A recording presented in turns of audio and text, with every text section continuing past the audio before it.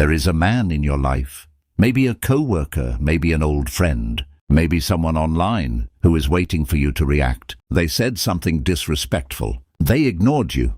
They tried to provoke you. And right now, every instinct in your body is telling you to respond.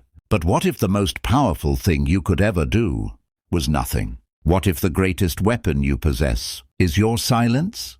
Let me ask you something honestly. When someone disrespects you, when they talk behind your back, when they dismiss you in a meeting, when they go quiet after an argument, what's your first impulse? Most men want to respond, to defend themselves, to make sure the other person knows they were wrong. And that impulse? It feels like strength. But here is what the Stoics figured out over 2,000 years ago.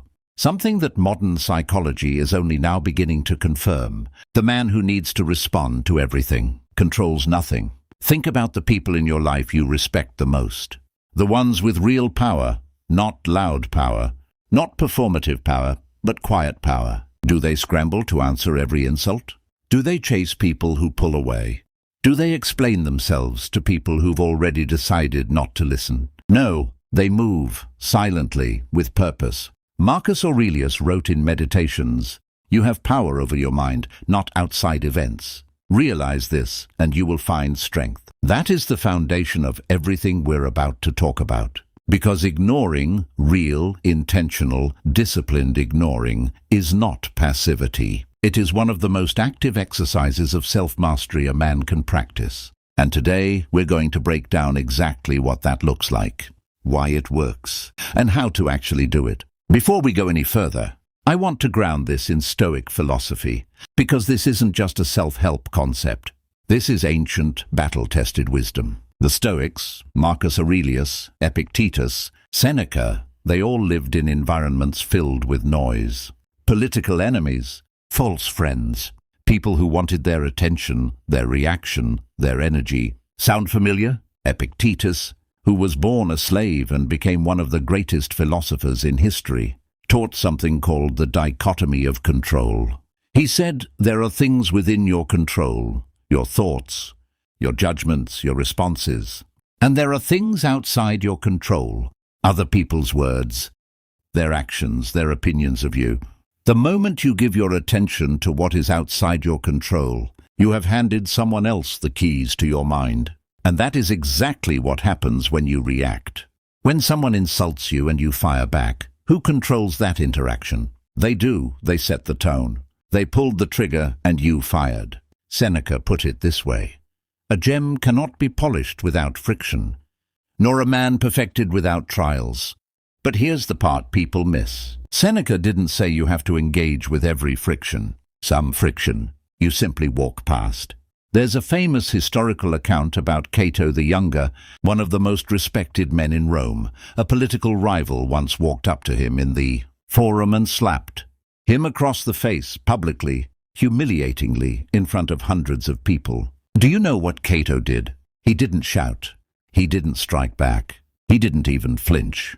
He simply turned, looked at the man with complete calm, and walked away. The crowd was stunned. His rival looked small, unhinged, desperate. Cato's silence communicated something no words could. You don't have the power to disturb me. That is the Stoic power of ignoring, not weakness, not avoidance, dominance over your own mind. Now let's talk about what's actually happening inside you when someone provokes you, because understanding this will change the way you see every interaction you have. When someone disrespects you, your brain registers it as a threat. Your amygdala, the primitive fight-or-flight part of your brain, lights up. Cortisol floods your system. Your heart rate spikes. And in that state, your prefrontal cortex, the part responsible for rational thinking, long-term planning and judgment, goes offline. Neuroscience calls this amygdala hijacking. You're no longer responding as your best self. You're responding as your most reactive self. Every insult is designed, and whether consciously or not, to trigger that response, to hijack your rational mind, to make you act in ways that serve the other person's narrative, not your own. When you stay silent, when you choose not to react, you are literally overriding your primitive brain with your higher self. You are, in the most real neurological sense, choosing who you are.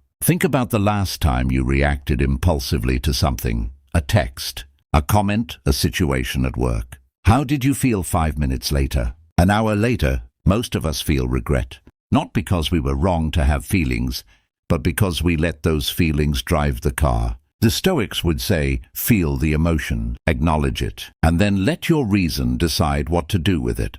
Marcus Aurelius, who ruled the most powerful empire in the world while facing constant criticism, betrayal, and war, wrote this in his private journal, a journal he never intended anyone else to read. Waste no more time arguing about what a good man should be one. He wasn't writing that for an audience. He was writing it for himself, because he understood the battle is always internal first. So let me ask you this, and I want you to actually think about it. Who in your life are you still giving power to by refusing to stop reacting to them? Drop your answer in the comments. I genuinely want to know. You might be surprised how many other men are dealing with the exact same thing. Here's where most content on this topic falls apart. They tell you to just ignore it, as if that's a simple thing. It's not. So let's make it practical. Let's talk about what real, Stoic-level ignoring looks like and what it does not look like. First, ignoring is not suppression.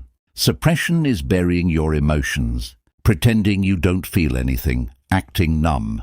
That's not Stoicism, that's damage. Stoic ignoring means you feel everything, and then you consciously decide where to direct your energy. You acknowledge the fire. You just don't let it burn your house down. Second, ignoring is not about the other person.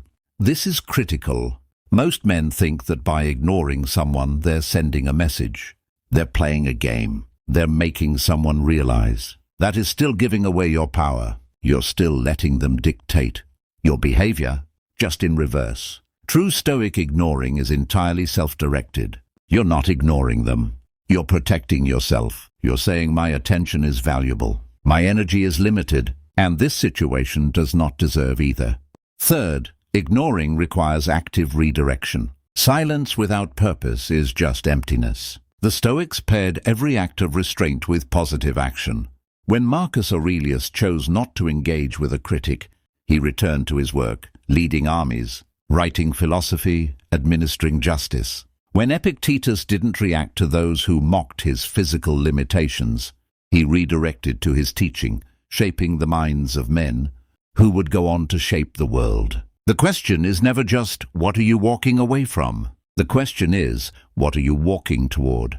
Ryan Holiday, in The Obstacle is the Way, tells the story of the great Stoic general Scipio Africanus, the man who defeated Hannibal, one of the greatest military minds in history. Scipio's enemies in Rome accused him of corruption, bribery, treason, publicly, loudly, repeatedly, and Scipio's response was so powerful that historians still talk about it today. He turned to the crowd, smiled, and said, "On this day years ago I defeated Carthage. Let us go to the capital and give thanks to the gods." And he walked away. The crowd followed him, not his accusers. He didn't defend himself. He didn't argue the charges. He redirected the entire narrative by simply moving forward with dignity. That is the power of ignoring at its highest level. What you lose every time you give in.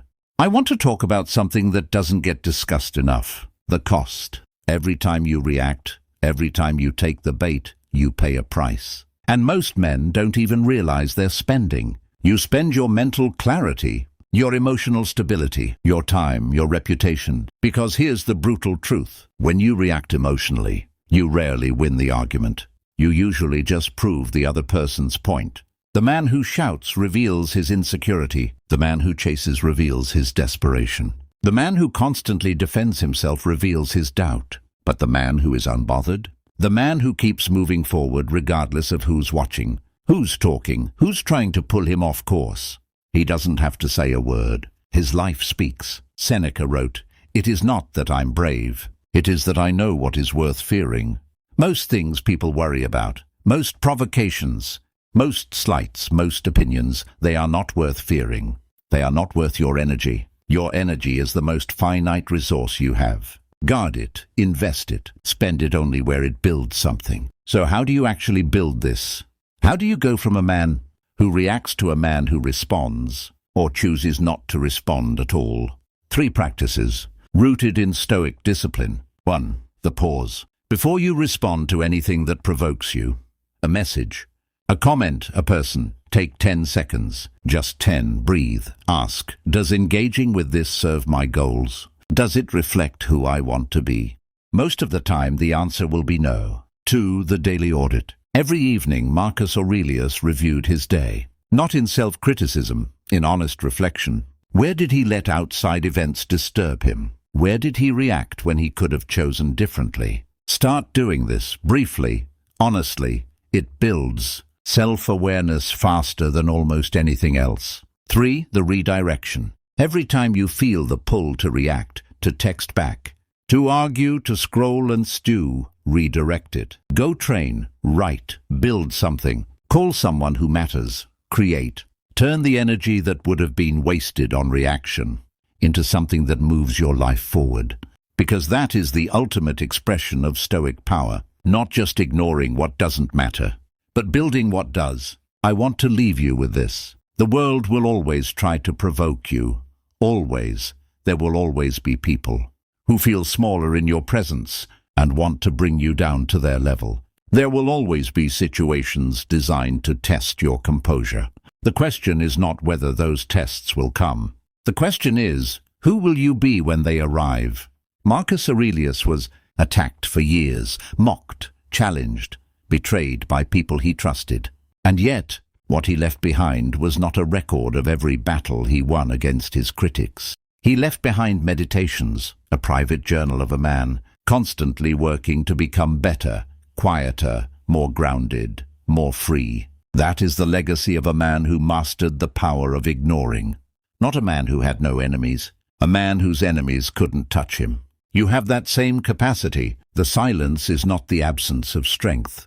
The silence is the strength. If this video shifted something in you, share it with one man who needs to hear it. That's how this message reaches the people it's meant for.